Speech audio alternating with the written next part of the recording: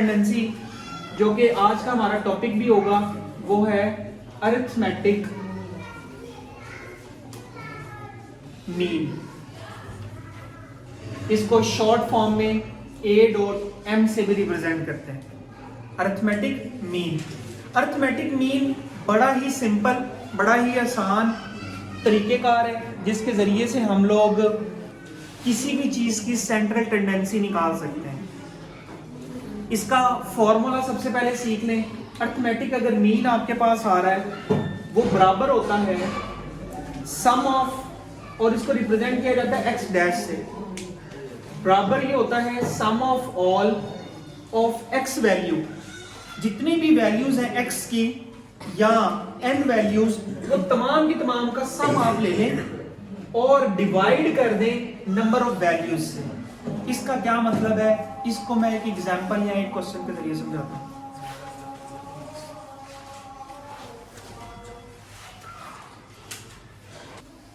Okay जी, 12.2 question number 1 part number 1 वो कहता है find out arithmetic mean of these values. ये आपके पास एक डाटा गिवन है, इस डाटा का अरिथमेटिक मीन निकालना है। तो हमारे फॉर्मूले के मुताबिक अरिथमेटिक मीन बराबर होता है x of dash equal to sum of all the values of x and divided by n। यहाँ पे sum of all the values से क्या मुराद है, sum of all the values से मुराद ये होता है कि ये जितनी भी वैल्यूज लिखी हुई हैं इन सब को जमा कर लें। अब इनको जमा कर रहे हैं 4 + 6 + 10 + 12 + 15 + 20 25 28 एंड 30।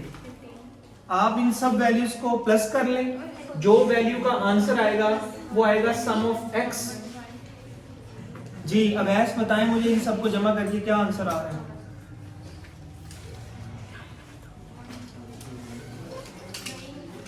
जी बताइए।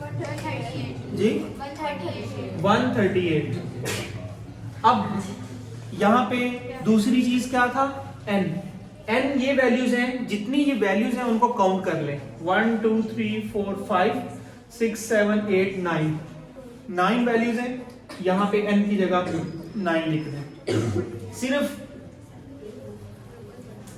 इसको x डैश लिखना चाहिए क्योंकि मैंने इस फॉर्मूले में ये वैल्यूज पुट कर दी। 138 डिवाइडेड बाय 9, आप जो आंसर आ जाएगा 15.33। बच्चों ये देखें, आपकी जो सेंट्रल टेंडेंसी है इस पूरे डाटा की वो क्या है 15।